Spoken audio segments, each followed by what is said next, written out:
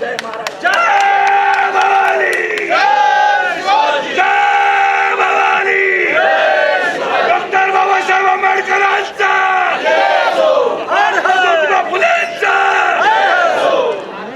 आप देख रहे हैं प्रेस एक्सप्रेस, मैं हूं आपके साथ हर्षिता। राष्ट्रवादी के रोहित पवार ने महाराष्ट्र सरकार पर सख्त नाराजगी जताई है और कहा कि विधानसभा में ये लोग सही में जो मुद्दे हैं किसानों के, गरीबों के और महाराष्ट्र में अनेकों समस्याएं हैं उससे ध्यान विचलित करने का काम ये सरकार कर रही है और सीमा विवाद पर हम विधायक लाने की कोशिश में थे, पर ये लोग दिशा साल्यान का मुद्दा उठाकर कर्नाटक सरकार का छुपा समर्थन कर रहे हैं। और रोहित पवार ने कहा कि ये सरकार जनता की समस्याएं की चर्चा नहीं कर रही है, सिर्फ बदले की भावना से विधानसभा का सेशन लिया है।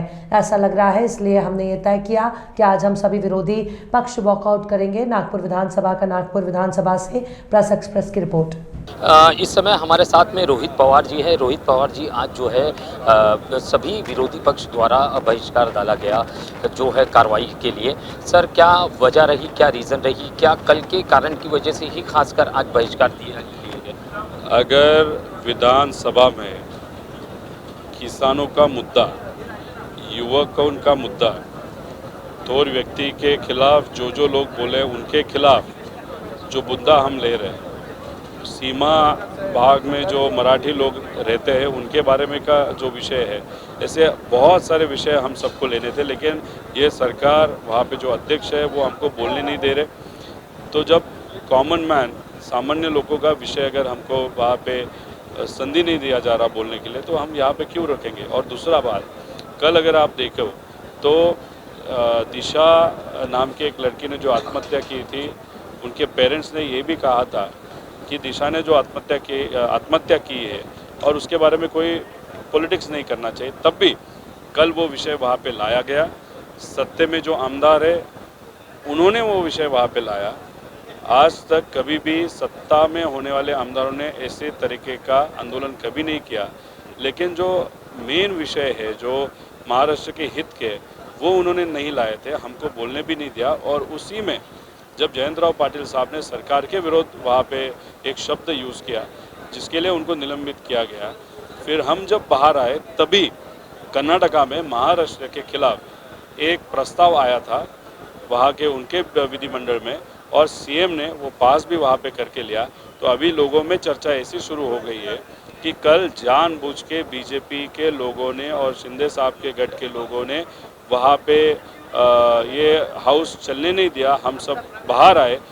नहीं तो अगर हम वहाँ पे होते तो कर्नाटक के खिलाफ एक प्रस्ताव लाने के लिए हम इस सरकार को फोर्स करते थे, लेकिन शायद इसके पीछे एक स्ट्रैटेजी होगी जिसमें महाराष्ट्र सरकार भी कर्नाटका सरकार को छुपा वहाँ पे सपोर्ट कर रही है, ऐसे दिख रहा है। जी, रोहित पवार जी, जिस तरीके से दिशा साल्यान की बात की जाए, दिशा साल्यान का जिस तरीके से इन्वेस्टिगेशन की फिर से जो एसआईटी गठित करने की बात की जा रही है, वहीं पे राहुल शिवाले के ऊपर भी एक आरोप लगा है महिला द्वारा, उसके ऊपर भी एसआईटी बिठाने की जो मांग की जा रही है, क्या आपको लगता है कि क्या राहुल शिवाले पे भी इस तरीके की कोई एसआईटी बैठेगी?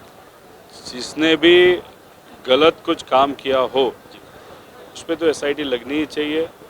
अगर ऐसा है कि जो राहुल शेवाड़े करके एमपी है, उन्होंने कुछ गलत किसी लड़की के साथ, औरत के साथ किया है और अगर उसके प्रूफ किसी के पास हो तो एसआईटी लगनी चाहिए।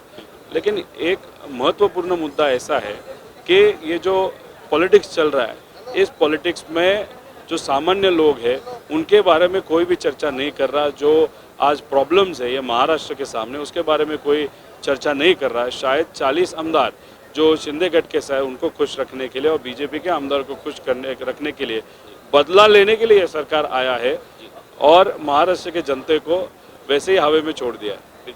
सर, आपको लगता है कि सरकार क्या आगे सर्वाइव कर पाएगी? देखो, ये सब मिलके यहाँ पे उनके हिसाब से ये सरकार चला रहे, इसमें खुद का हित है। जब खुद का हित होता है तो सरकार वैसा देखा जाए तो चलती है, क्योंकि वो खुद का विचार करते, लोगों का विचार नहीं करते, उनके पास नंबर्स है।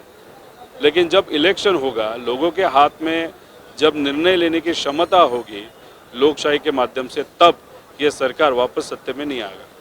धन्यवाद सर। ये थे रोहित पवार जी, जिन्होंने साफ शब्दों में कहा जिस तरीके से विधानसभा का जो है कार्यकाल जो है आज के लिए जो है आज स्थगित किया गया है विरोधी पक्ष द्वारा, और वो उसका जो है नज़ारा जो है साफ देखा गया, जो है बाहर की तरफ जिस तरीके से काला फीता बांध के सभी विरोधी दल के नेता वहां बैठे थे और उनका साफ आरोप था कि सत्ता पक्ष जो है वो उनकी बातें नहीं सुन रही है, ज़मीन से जुड़े हुए कई सारे मुद्दे हैं उस पर सुनवाई नहीं हो रही है, जबकि इन सारे मुद्दों से भटकाने के लिए कहीं ना कहीं दूसरे मुद्दों का सहारा लिया जा रहा है।